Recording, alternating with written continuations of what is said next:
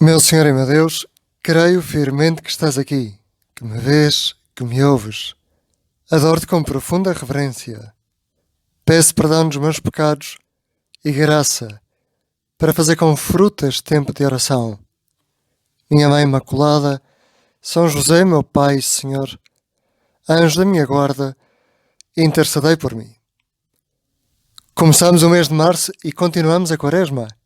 Faltam 27 dias para a Semana Santa e queremos preparar o nosso coração. Por isso, Jesus, pedimos-te misericórdia. Hoje no Evangelho, Jesus diz aos seus discípulos: sede misericordiosos, como o vosso Pai é misericordioso. Mesmo se os discípulos tivessem dificuldade em perceber como Deus Pai é misericordioso, eles viam como Jesus era misericordioso com todas as pessoas. E perceberam o que ele queria dizer. Eles veem o que Jesus faz quando os fariseus agarram pedras do chão para lapidar uma mulher. E Jesus, com a sua mão, começa a escrever na areia totalmente indiferente se a ele também lhe vão atirar com as mesmas pedras, porque se meteu ao meio caminho entre a mulher adúltera e os fariseus. É ele que, em Naim, afasta as pessoas de uma multidão em luto para poder tocar com a sua mão num rapaz morto e assim ressuscitá-lo. Dá-lhe a vida e dá a vida à mãe dele, que já era viúva e este era o seu único filho. É ele que se aproxima daquele leproso que lhe grita: Senhor, se quiseres, podes limpar-me. É Jesus que estende a mão, que lhe toca e diz: quero, fica purificado. Como é que os discípulos não iam entender as palavras de Jesus? Sede misericordiosos.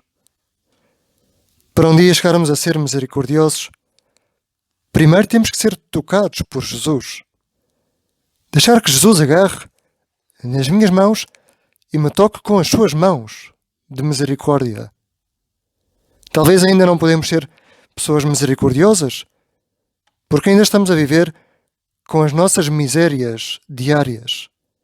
E contra os nossos desejos, podemos estar a tornar miserável a nossa própria vida pela pornografia, por já não conseguirmos olhar para os outros como olhávamos antigamente, ou por enchermos o nosso coração de vazio e de tempo perdido por estarmos viciados a jogar computador, no telemóvel, ou perder demasiado tempo nas redes sociais. Podemos estar a amargurar a vida por um amor excessivo à imagem. Ou como fiquei eu diante dos outros? O que é que pensam de mim? O que dirão? Pensamentos que só servem para esticar os nervos e pô-los em tensão. É a altura de rezar, de deixar que Deus tome as minhas mãos e diga: quero, fica purificado. É a altura de que seja Ele a defender-nos das pedras do medo ou da vergonha. É a altura que seja Jesus a dizer-te: levanta-te e ressuscita. É importante rezares. Diz-lhe a Jesus, como lhe diz o leproso: Senhor, se quiseres, podes limpar-me. Deus está a ouvir a tua oração. E porque se eu fui miserável, com o que quer que seja, com a ajuda de Deus ainda posso tornar-me numa pessoa cheia de misericórdia. Ainda posso seguir Jesus. Falei de misérias morais que nos podem afetar a todos. Talvez o que te distancia de Deus, dos outros, possam ser misérias do caráter também e que podemos corrigir. Talvez te tenham dito alguma vez que tens um caráter rígido, pelo menos para a sensibilidade dos outros. E a misericórdia começa a crescer na minha vida quando eu sei converter-me diante dessas pessoas, quando me torno flexível diante delas, depois de rezar e pedir a Jesus uma vez e outra, como fez o leproso: Senhor, se queres, podes purificar-me. As doenças da alma podem ser muitas. Na presença de Deus, pensa na tua e conta-lhe a tua experiência.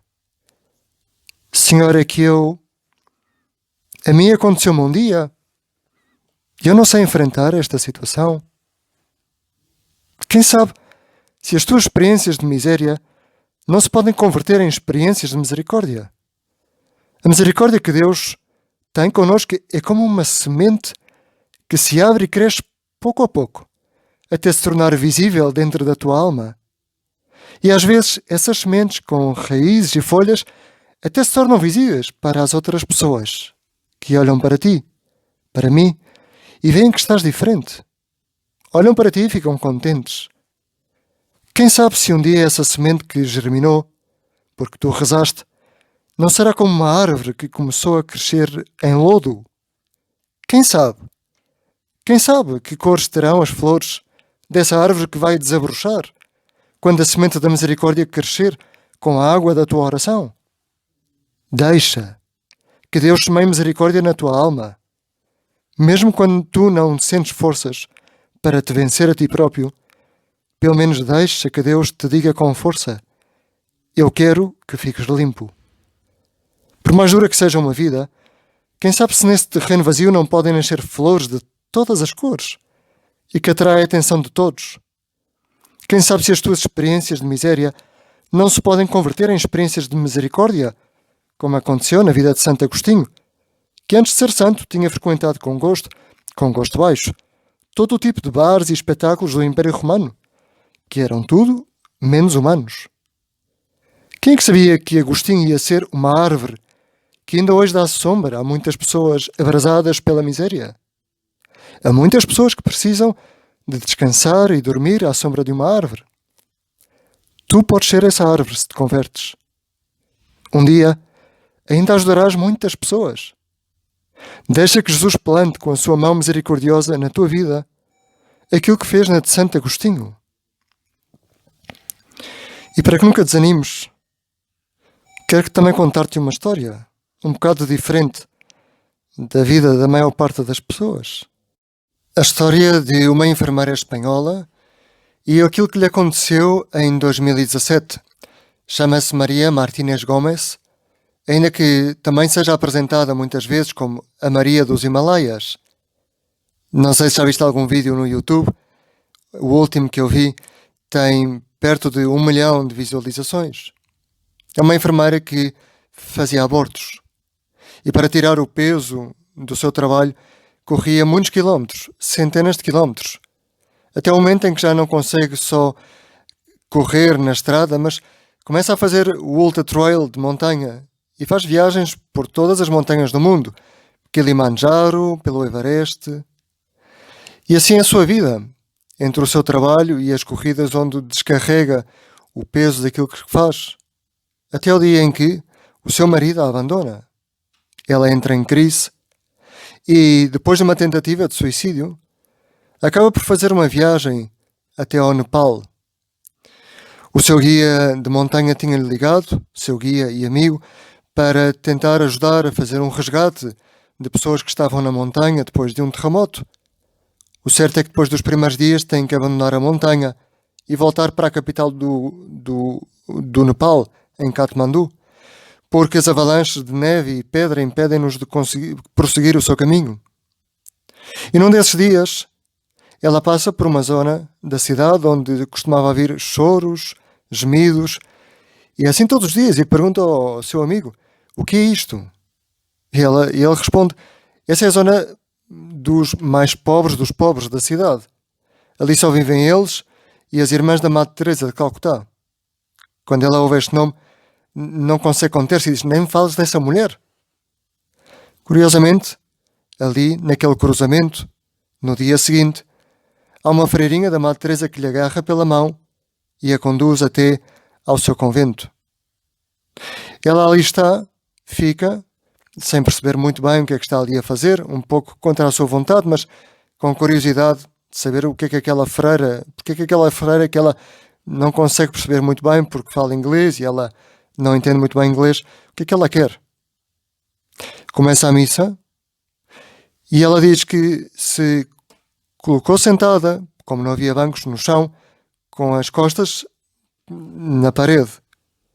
E não tinham passado 5 minutos da missa, à qual ela não queria assistir, só estava à espera para poder falar com outra irmã, que assim que falava espanhol, quando de repente ouve esta voz: bem-vindo à casa. Olha para os lados e não vê ninguém, só tem as freirinhas à sua frente. Bem-vindo à casa. Quanto demoraste a amar-me? Era a voz do ressuscitado, a voz de Deus. Caí de joelhos, pus a minha testa no chão e só pude chorar e chorar e chorar, diz ela. Chorava por essa tristeza imensa e profunda que só pode provir de Deus, de ter-me afastado do amor dele, meu Pai. Mas por outro lado, chorava de imensa alegria porque estava a experimentar a misericórdia de Deus. Naquele momento, tem uma conversão profunda que a leva a estar ali 4 meses, ainda antes de voltar para a Espanha, onde teve ainda muitos meses em silêncio, a entender aquilo que lhe tinha acontecido. Só Deus pode entender o horrível que é para nós termos as mãos manchadas.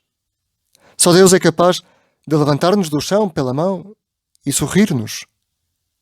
Só Deus é capaz de dizer-nos: eu também tenho as mãos manchadas, desde que estive pregado na cruz. E eu também quero que tu ainda tenhas mãos de misericórdia. Dou-te graças, meu Deus, pelos bons propósitos, afetos e inspirações que me comunicaste nesta meditação. Peço-te ajuda para os pôr em prática. Minha Mãe Imaculada, São José, meu Pai e Senhor, anjo da minha guarda, intercedei por mim.